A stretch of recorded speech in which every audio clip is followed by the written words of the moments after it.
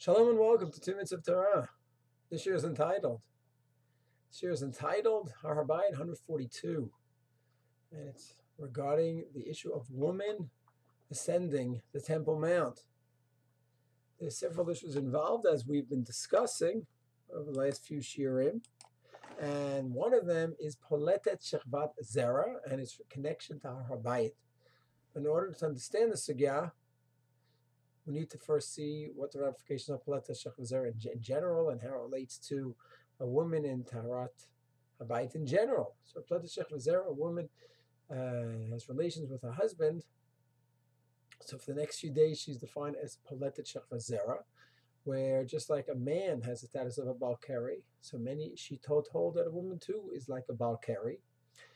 And during the next 72 hours, according to most Rishonim, she has the definition of Poletet Shichvat Zera. And a man has a similar mission, he has a status of Tumah. So to a woman, where if the Zera comes out from her over the next 3 days, 72 hours, so too she has the status of a Tame'ah.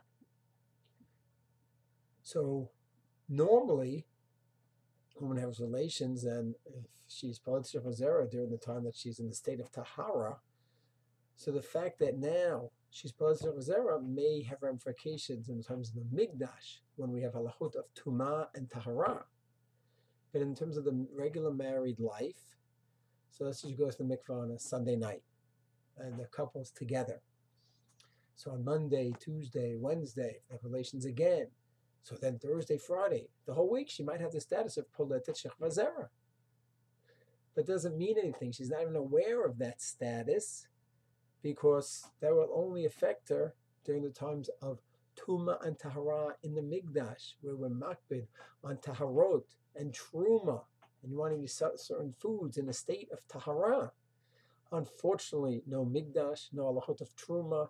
We don't have Tumah Tahara today.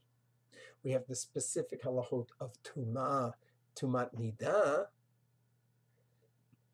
We have Tumah for a Kohen, but regarding the status of a Poletet Shichvat Zera, where maybe there would be a restriction for the halachot of Taharot and Migdash and things like that, unfortunately, it's not relevant. So normally, day to day, a woman, when she's in a state of Tahara, comes back to the mikvah, has relations, so she may be for days at a time.